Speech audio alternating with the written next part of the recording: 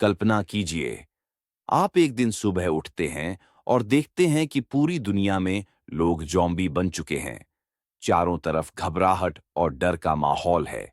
आपके दोस्त, रिश्तेदार और पड़ोसी जो कभी इंसान थे, अब भयानक ज़ॉम्बी बन चुके हैं, जो इंसानों को शिकार बनाने और उन्हें खा जाने के लिए दौड़ रहे हैं। तो यह सब कैसे हुआ? क्या एक वायरस ने इंसानियत को खत्म कर दिया? हाँ, ये वायरस दिमाग पर सीधा हमला करता है। वायरस का असर, दिमाग पर हमला। सबसे पहले ये वायरस इंसान के दिमाग के फ्रंटल लोब हिस्से पर हमला करता है। यह वह हिस्सा है जो सोचने, समझने और याद रखने का काम करता है। जब यह हिस्सा प्रभावित होता है, इंसान की याददाश्त चली जाती है।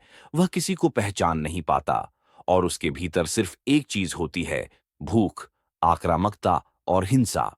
अब इंसान एक जंगली जानवर जैसा बन जाता है। वह दूसरों को शिकार बनाने के लिए दौड़ता है। गुस्से और हिंसा का स्तर बढ़ जाता है और इंसान सिर्फ मांस खाने के लिए दौड़ता रहता है। लेकिन इस वायरस का प्रभाव किस तरह से दिमाग पर पड़ता है, इसका एक और दिलचस्प पहलू है जिसे वैज्ञानिकों ने अपनी रिसर्च में पाया है।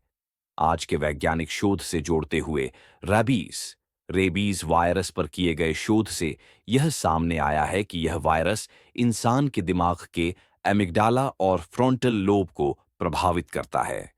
लुई पास्टूर और पियर पॉल एमिल रू ने मिलकर राबीज वायरस पर काम किया था और इसके खिलाफ पहला टीका तैयार किया था।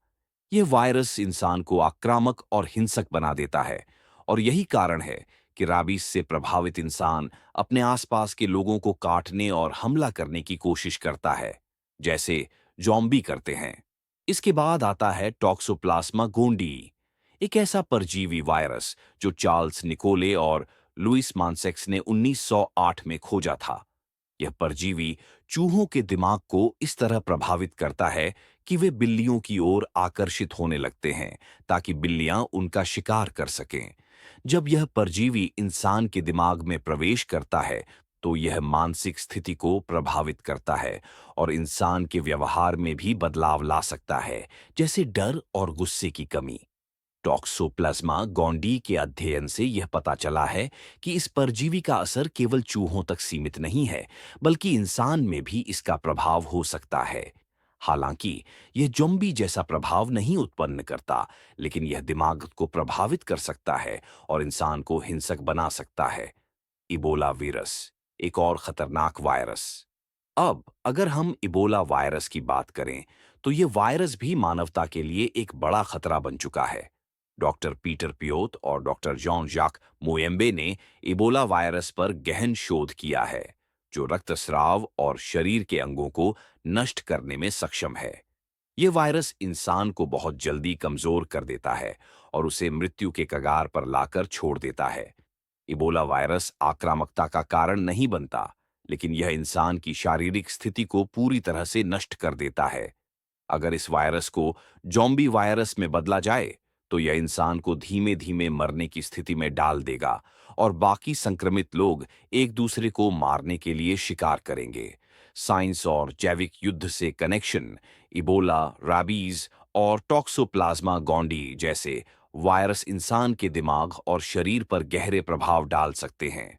अगर एक ऐसी महामारी फैल जाए, तो यह जैविक युद्ध का रूप ले सकती है।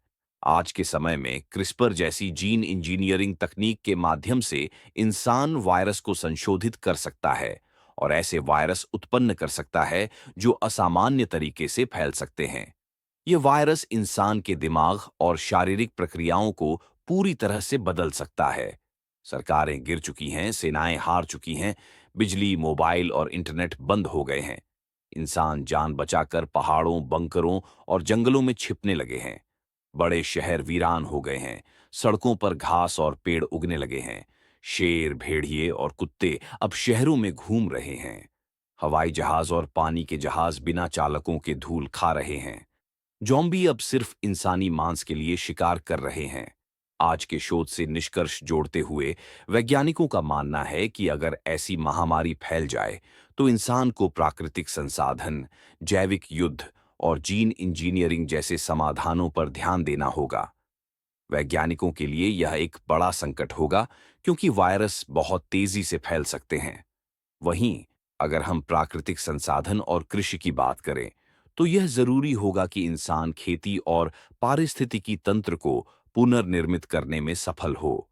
5 साल के भीतर ज्यादातर ज़ॉम्बी सड़ गलकर मिट्टी में मिल गए। कुछ बचे इंसान छोटे छोटे गांव और बस्तियां बसाने लगे, खेती करने लगे, शिकार करने लगे और बिना बिजली, मोबाइल और मशीनों के साधारण जिंदगी जीने लगे। कुछ सालों बाद नई पीढ़ी जन्मी, औजार बनने लगे, लिखना पढ़ना शुरू हुआ और इंसान फिर से जीने लगा। आज जैसी डिजिटल और तेज रफ्तार की दुनिया शायद कभी वापस नहीं आई। तो दोस्तों, अगर ऐसा हो जाए तो क्या आप ऐसे हालात में जिंदा रह पाएंगे? अपनी राय नीचे कमेंट में जरूर बताइए और ऐसी ही डरावनी कहानियों के लिए चैनल को सब्सक्राइब करना मत भूलिए।